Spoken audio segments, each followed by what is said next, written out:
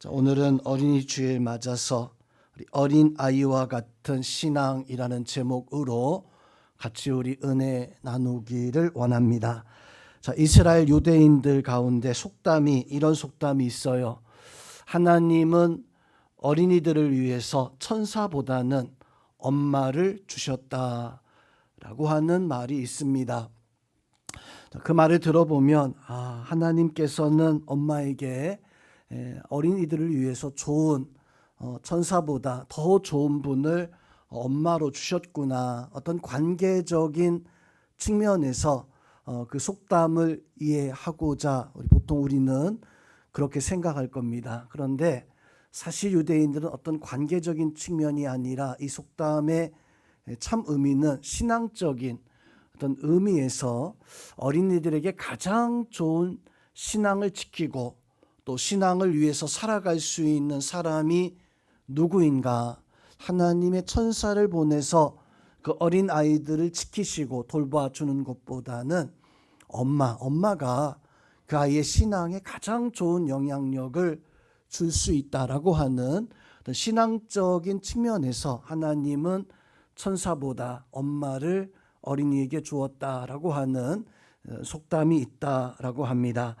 오늘 어린이 주일 맞아서 우리 어린이들은 참 그 신앙의 그 귀중함과 또 미래를 이끌어가는 우리 교회도 우리도 참 중요한 삶을 살아가야 되지만 또 교회 미래는 다음 세대 어린 아이들과 우리 청년들 학생들에게 분명 있을 것입니다.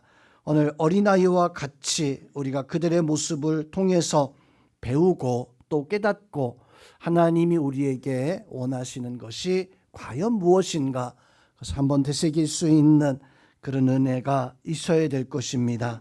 자, 오늘 예수님께서는 어린 영혼들을 사랑하시는데 어떤 사람들보다도 어린 아이와 같이 되지 아니하면 천국에 갈 수 없다라고 하는 그 말씀 속에서 예수님은 어린아이들의 그 믿음의 순수함 또 그 믿음의 참 올바른 모습을 우리가 알고 배우고 깨닫기를 원하시는 것 같아요.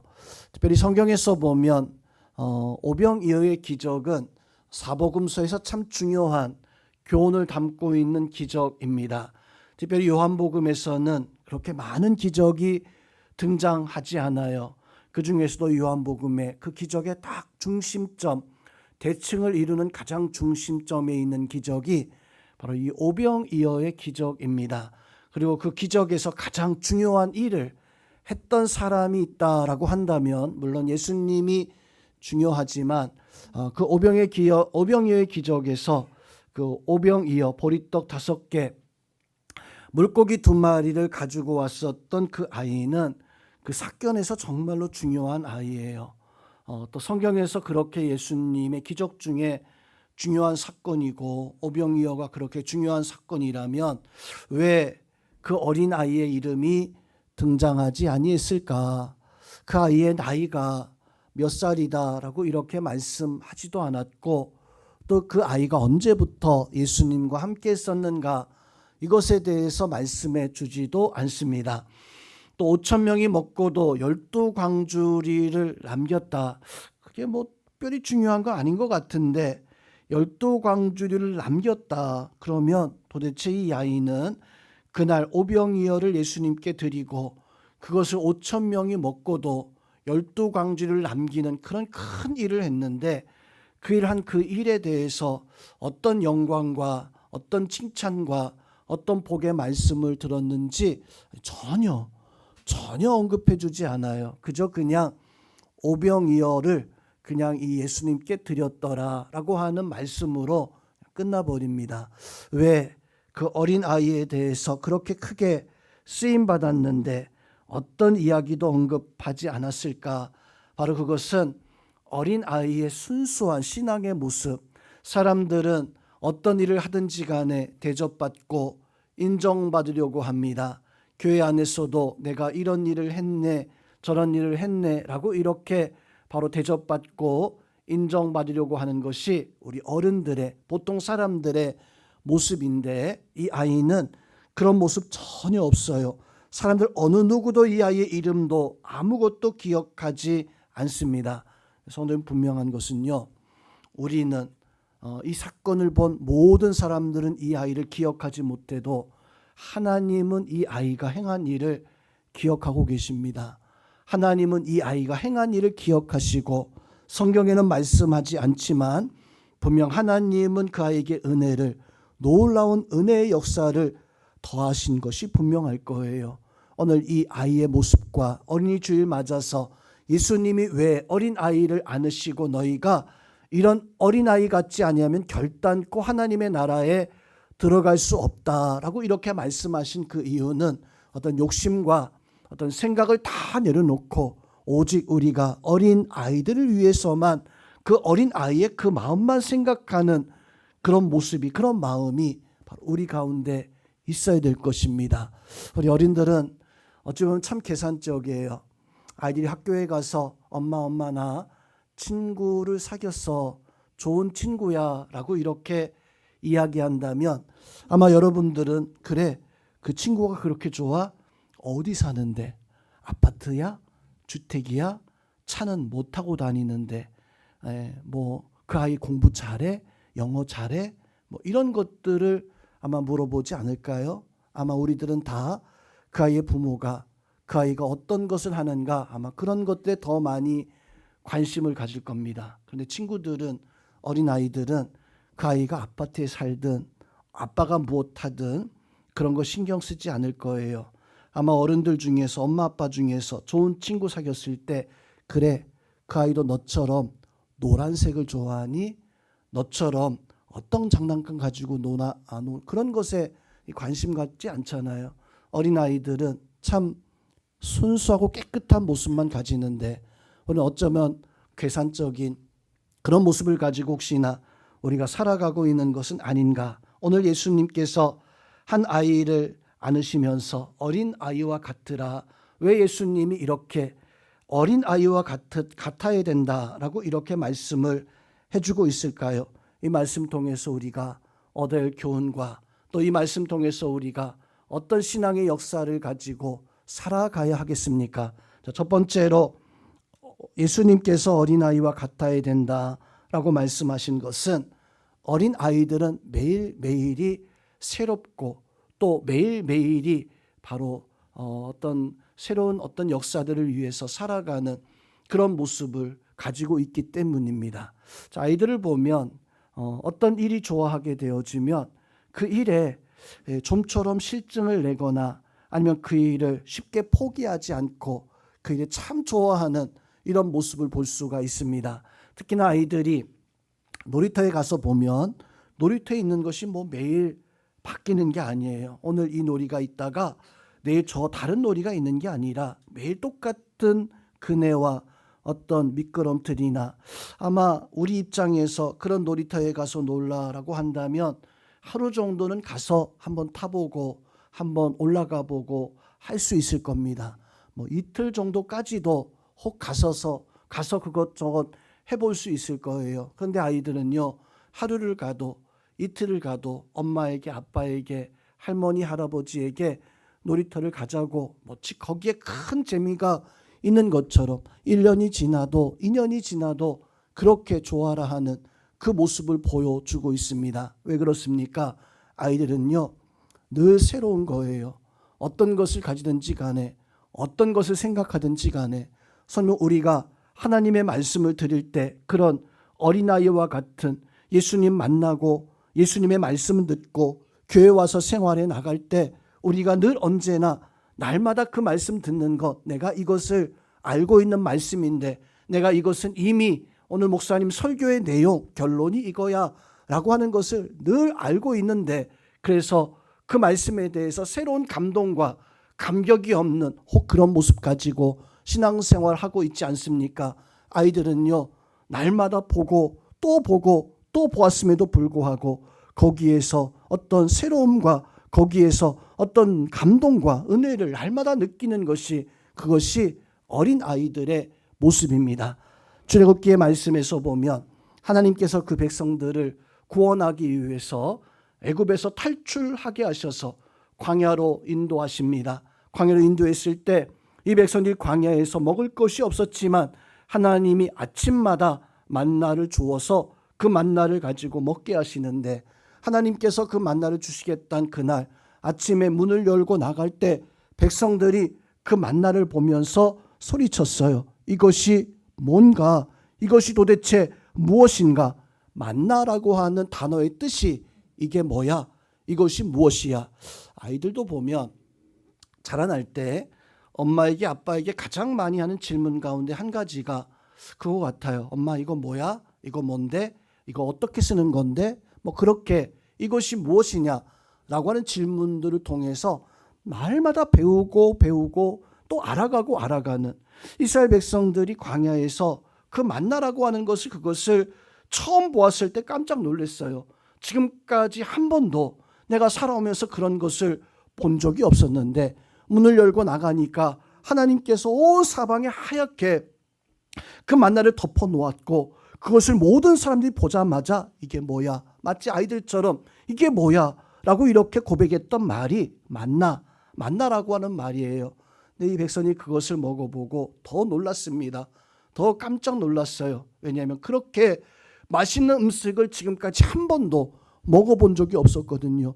참 꿀송이 같다. 백성이 너무나 감격하고 너무나 감동했어요. 그래서 하나님은 그 필요한 양식만 구해라, 필요한 것만 그것을 추수해라 라고 했지만 너무 좋으니까, 너무 맛있으니까 욕심대로 더 많이 거뒀다가 썩어서 냄새 나기도 하고 하나님 앞에 그래서 책망받기도 하고 어쨌든 너무 좋았던 그 만나였었어요. 성도 여러분, 이 백성들이 그렇게 그 만나를 꿀과 꿀송이보다 좋다라고 이렇게 말씀을 했었는데, 그런데 민수기서 21장 5절 말씀에서 보니까 이 백성들이 만나를 두고 하나님 앞에 원망하기 시작합니다. 하나님 앞에 불평하기 시작해요. 그래서 민수기 21장 5절에서 보니까 이렇게 말씀합니다. 백성이 하나님과 모세를 향하여 원망하되 어찌하여 우리를 애굽에서 인도해 내어 이 광야에서 죽게 하는가? 이곳에는 먹을 것도 없고 물도 없도다. 우리 마음에 이 하찮은 음식을 싫어하노라 하매. 그 백성들이 광야로 나오니까, 광야에서 이렇게 살아가다 보니까 하나님 앞에 원망하기 시작하는 거예요. 모세를 불평하기 시작하는 거예요. 야 모세야, 너 우리를 죽이려고, 아니 하나님 이 광야에 먹을 게 있습니까? 물이 있습니까? 이 광야에서 먹을 것도 마실 물도 없는데 우리에게는 먹을 것이라고는, 그 백성이 뭐라 그래요? 만나를 두고 이 하찮은 음식밖에는 없습니다. 이 쓸모없어 보이는 이 음식밖에는, 날마다 먹는 이 음식밖에는 우리에게 더 이상 먹을 것이 없습니다. 참 백성들이 만나를 처음 보았을 때에는 너무 좋아서 감격하고 이게 뭐냐 만나다라고 이렇게 좋아하며 꿀보다 꿀송이보다 너무 좋았어요. 너무 좋아했어요. 그런데 그것을 하루 이틀, 한 달, 두 달, 한 1년 정도 먹게 되니까 이 백성들이요 하나님 앞에 원망하기 시작하는 거예요. 하나님 앞에 불평하는 것이 시작하는 거예요. 하나님, 이 만나는 하찮은 음식입니다.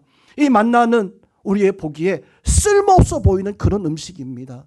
성도 여러분, 이게 어른들의 마음이에요. 어른들은 시간이 지나면 그것이 귀중한 걸 모르고, 그것이 정말로 중요한 걸 모르고, 그것을 하찮게 여기고 때로는 쓸모없이 여기고, 우리가 신앙생활 살아가면서 정말로 중요하게 여겨야 되는 그 신앙의 가치를 어느덧 내가 살다 보니까, 신앙생활하다 보니까 내가 가지고 있던 신앙의 가치를 하찮게 여기고 혹 살아가고 있는 것은 아닌가, 쓸모없게 여기고 혹시나 우리가 살아가고 있는 것은 아닌가. 그것이 얼마나 중요한데, 그것이 값진 것인데 하나님 앞에 우리는 하나님 이것이 무엇입니까? 이것이 어떤 은혜입니까? 그 마음 가지고 감격하면서 감동하면서 하나님 앞에 날마다 마치 새로운 것을 대하는 것처럼 그 말씀을 볼 때 하나님 처음 보는 말씀 같아요. 하나님 이 말씀이 나한테 너무너무 좋은 그런 말씀입니다. 그런 마음 자세 가지고 하나님의 말씀과 신앙의 역사를 대해야 되는데, 그만 우리는요 오늘 이 백성들이 하고 있는 것처럼 하나님 앞에 꿀송이보다 좋았다라고 했었던 그 고백이 변질되어지고 그 고백이 그만 하찮은 쓸모없는 것으로 변질되어져 버리는 어른들의 모습이에요. 이 어른들의 모습에서 아이의 신앙을, 어린아이들의 신앙을 배울 수 있는 그런 은혜가 있어야 됩니다. 하나님의 것을 귀중하게 여기고 하나님의 것을 값지게 여기고 하나님의 것을, 그것을 내가 오랜 경험 속에 야 이젠 됐어 하는 것이 아니라 그것을 날마다 새 것처럼 여길 수 있는, 그래서 우리 성도님들은 하나님의 것을 어린아이 같은 마음으로 날마다 새롭게 하나님의 말씀과 예배와 기도와 모든 것이 하나님 앞에 어린아이와 같은 그런 마음 가지고 살아갈 수 있는, 신앙의 역사를 이뤄갈 수 있는 우리 성도님들 되시기를 주님의 이름으로 축원드립니다. 두 번째로 어린아이와 같아야 되는 것은 어린아이들의 마음은 진실하기 때문입니다.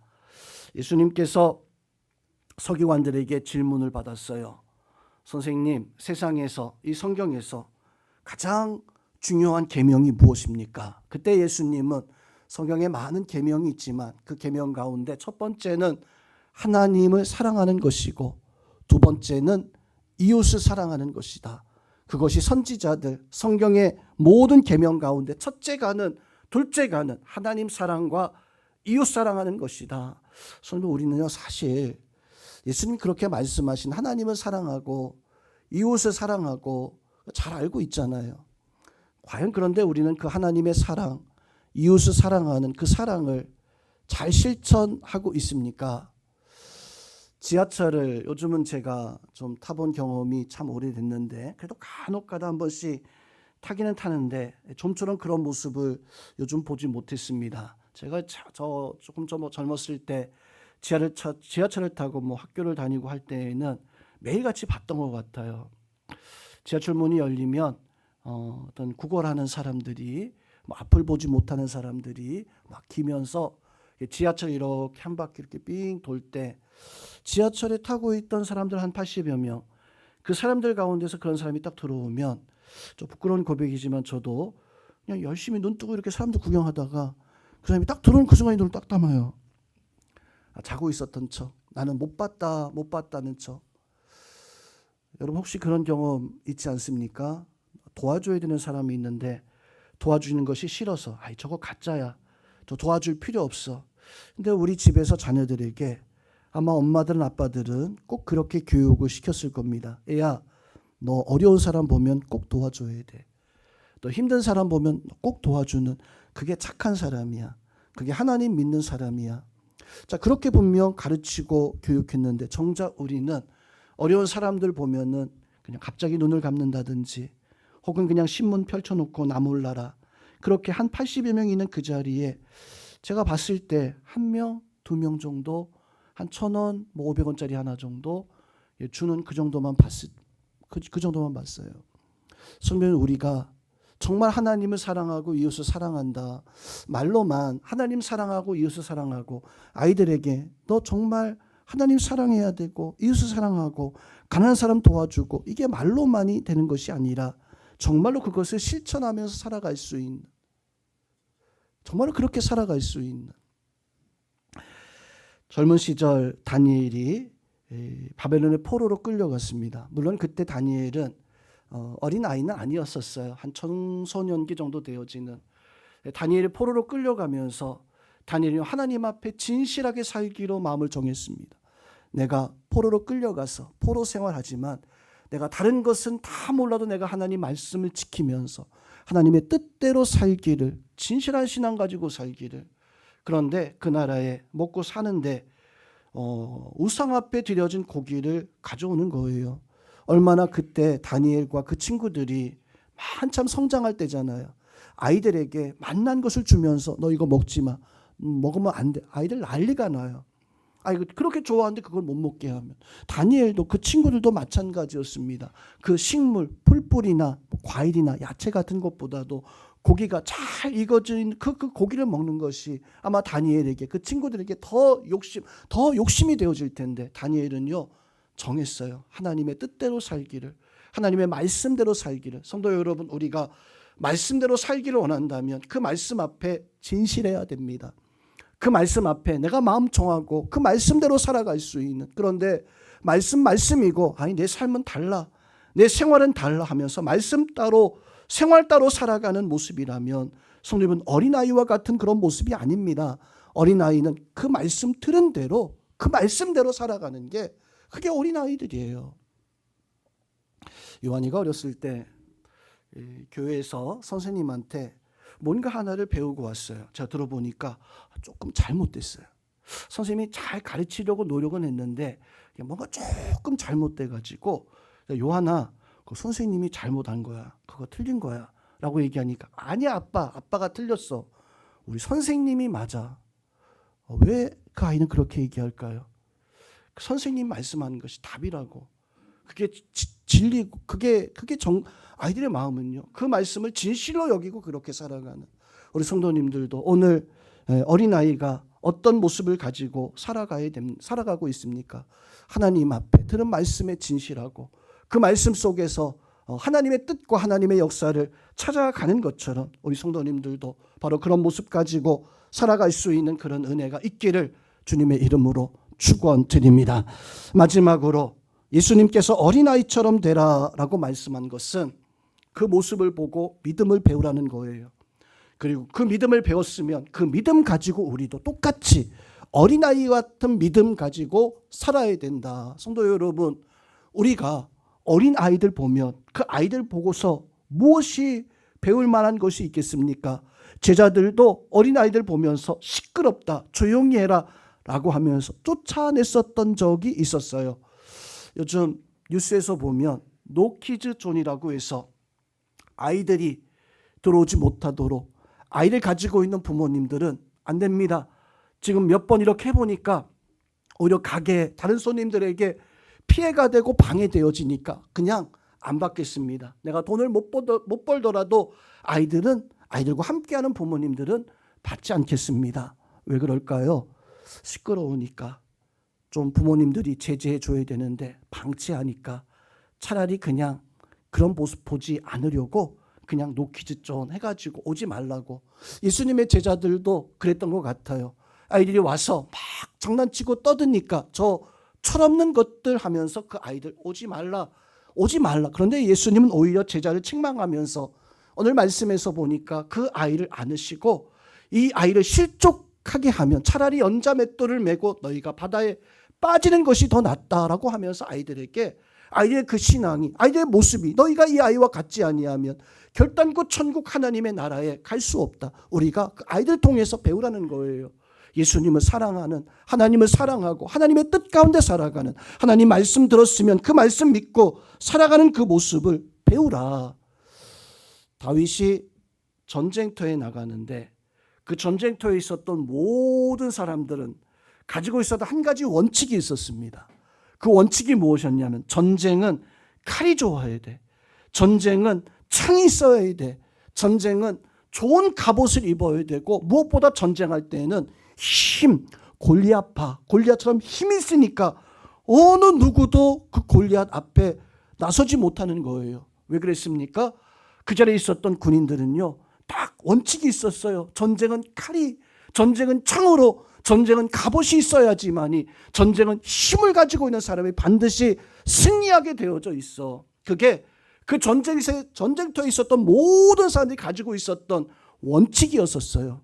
그런데 그 자리에 다윗이 나타나서 다윗이 그 자리에서 했었던 말이 있었습니다. 다윗이 그 전쟁터에서 했었던 그 말은 사무엘상 17장 말씀에서 보면 다윗이 전쟁은 칼, 창, 방패, 갑옷 이런 것으로 하는 것입니다. 이렇게 하지 않았어요.